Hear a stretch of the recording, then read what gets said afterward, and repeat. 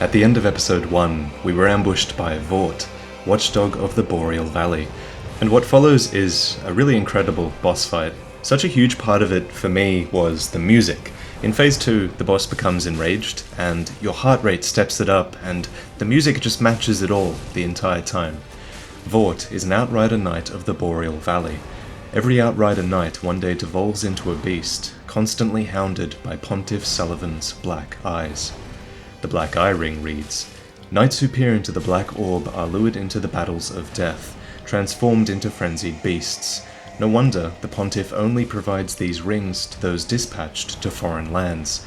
Oh, this is Phase 2.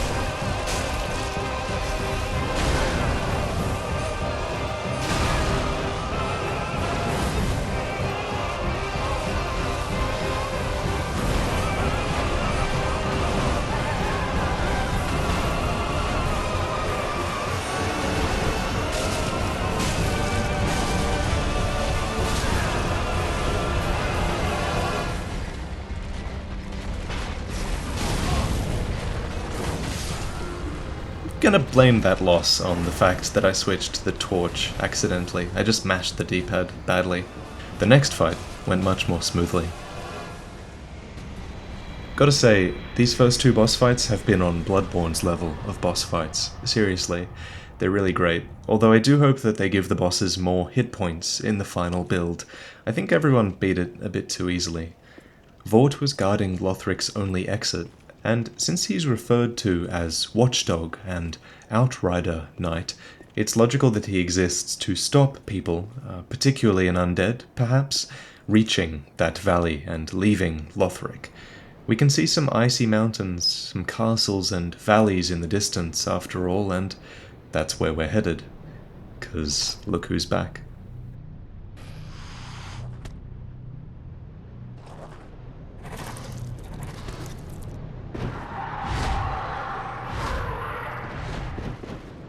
I'm seeing a pattern here. The gargoyles of Dark Souls 1 were demons that appeared all over Anor Londo, responding to a ring of light, and pulling the undead from the decrepit undead lands to the City of the Lords. And on the flip side, the gargoyles of Dark Souls 3 see a character raising a ringed banner of Lothric and carry our unkindled down off the high wall to the decrepit undead settlement to hunt down the lords that Emma said fled Lothric. My point is that it's another example of antithesis that I've described in other videos, where core tropes of the series aren't really being changed, they're being flipped. Add travelling down instead of up to that list. Please, grant me death.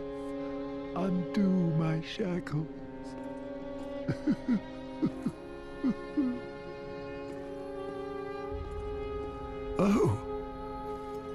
Oh, then it's true. A champion of Ash as I live and breathe. To be in your presence is a great honor. I am Yol of Londo, a pilgrim as you can see, only somehow I failed to die as was ordained. Well, perhaps my calling lies elsewhere. Say, champion of Ash, how does the idea of taking me into your service strike you? I was once a sorcerer. Surely I can be of use. Oh, I am honored, truly. I should be dead, yet you have granted me purpose anew. I, Yol of Londo, do solemnly swear myself to you. Yol will now appear at our Firelink Shrine. But his fellow pilgrims all died, reaching for Lothric. And if they were prophesied to die on this journey, then why did they come? Going back to our shrine for a moment, we meet this guy. Unkindled, are we? And fast on the trail of the Lords absconded? Then these red eyes are for you. Use them to pillage embers and briefly heighten your strength for your duty. What else are unkindled ashes good for? Oh, and I didn't tell you guys this last episode, but back in Lothric, I met a thief named Grey Rat. Ah. You're no jailer, are you? No, you're from far away. And judging by the bell, you must be some of that unkindled ash. Long story short, he asks you to give a ring to a woman named Loretta, someone he's presumably close to. Do your part and I'll do mine. The undead settlement is full of thieves like Grey Rat, who climb all over buildings and hang from roofs and are damn good professionals at ambushing you. I thought I was being careful when I explored this dark building, and then... afterwards, I found Grey Rat's Loretta.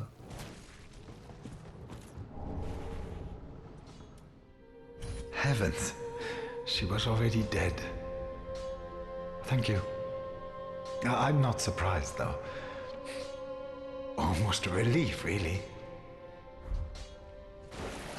After dramatically falling to the ground, I love the new emotes, by the way, I reloaded the area and I realized that you can send Grey Rat on a thieving quest to get some new loot in his inventory, and when he returns he sells awesome weapons like the Pontiff Curved Sword, and other things like the Zweihander, for example.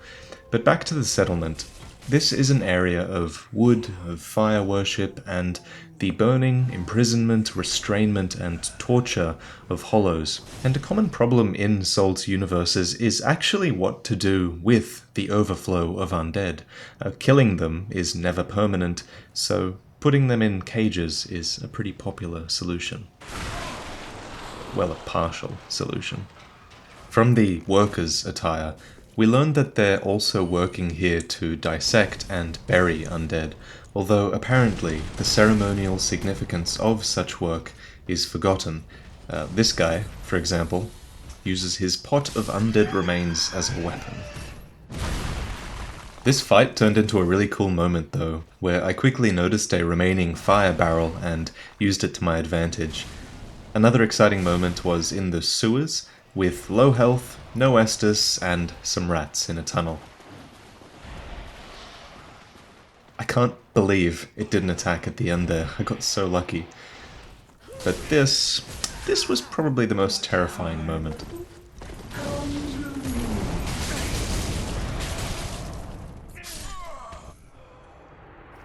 So about now, you might be wondering, which tower is this episode titled after?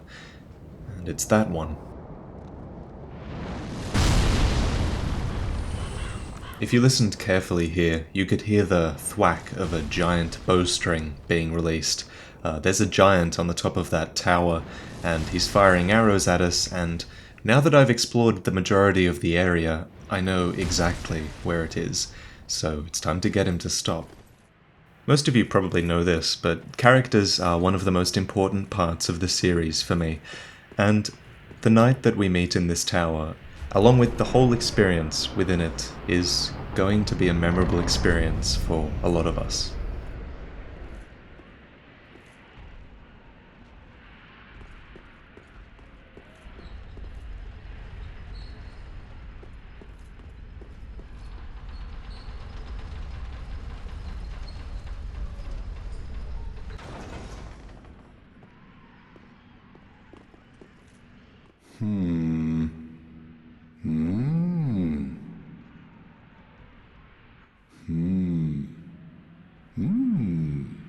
Oh. Pardon me, I was absorbed in thought. I am Siegwart of Katarina. To be honest, I'm in a bit of a pickle. Have you ever walked near a white birch only to be struck by a great arrow? Well, if I'm not mistaken, they come from this tower. Whoever it is, I'm sure I can talk some sense into them. But I have to find a way up, and that's just the trouble. This lift only goes down, you see, and... Well, that doesn't get me anywhere.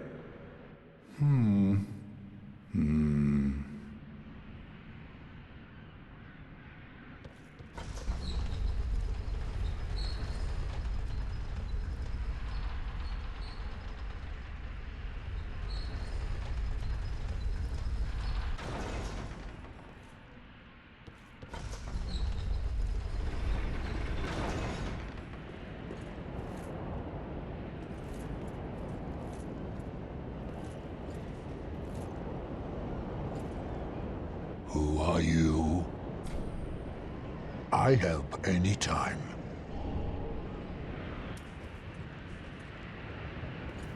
There is the white birch that Sigurd was talking about. This giant will now only attack enemies whenever you're near it.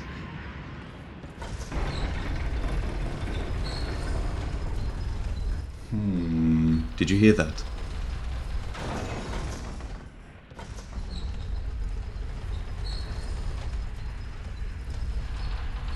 There.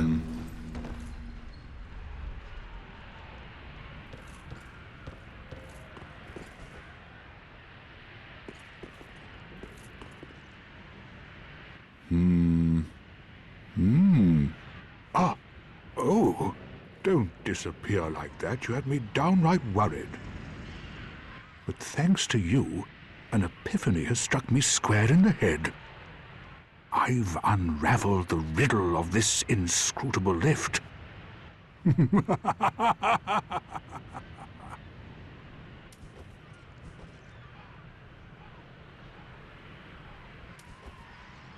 On some days I begin to doubt myself. I went up the tower, so I thought, then somehow ended up here. I'm not exactly sure what happened. Anyhow, do you see that? That humongous beast? I'm no coward and I've a steady hand, but that thing makes my skin crawl. How now? Think twice before you go down that road. I could try talking some sense into him. No, I think not. He's far too overheated. I've got to use my head and think.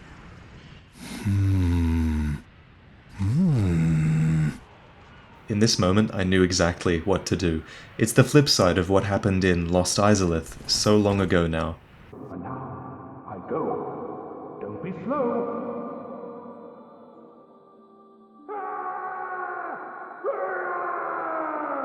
Come on! Over here, you fiends! Perish, foul creatures!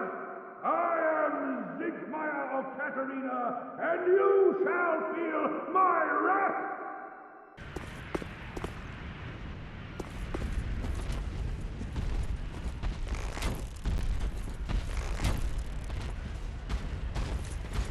No!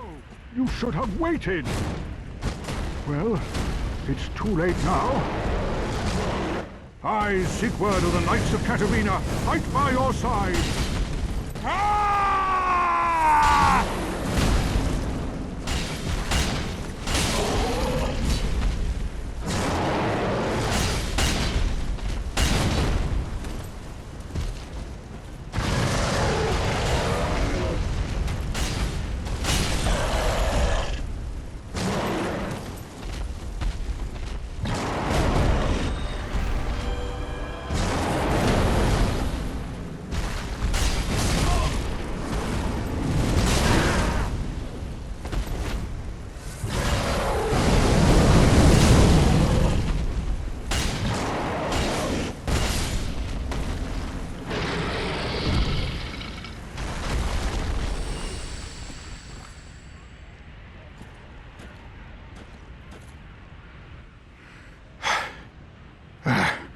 That was quite a performance.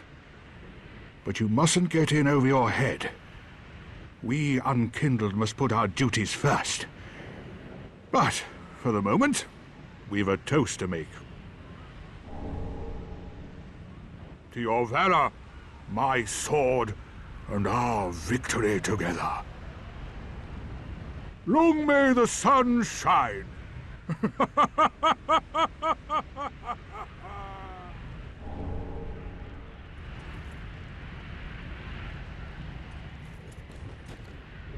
Well, I'm going to have myself a little nap. The only thing to do, really, after a nice toast. Even recording this narration after playing, watching it again just makes me grin like an idiot.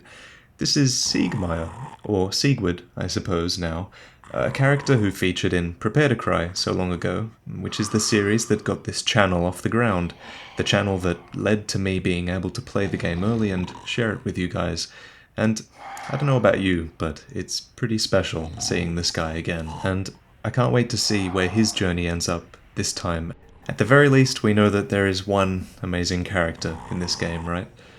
More familiar faces are in episode 3, which is going to be the final pre-release playthrough and the one with the most significant lore implications that we've seen yet. I'm very confident I found some stuff that was really hidden, and if you're watching all these spoilers, it's stuff you probably haven't seen yet. So thank you, as always, for watching, and I hope you're liking it.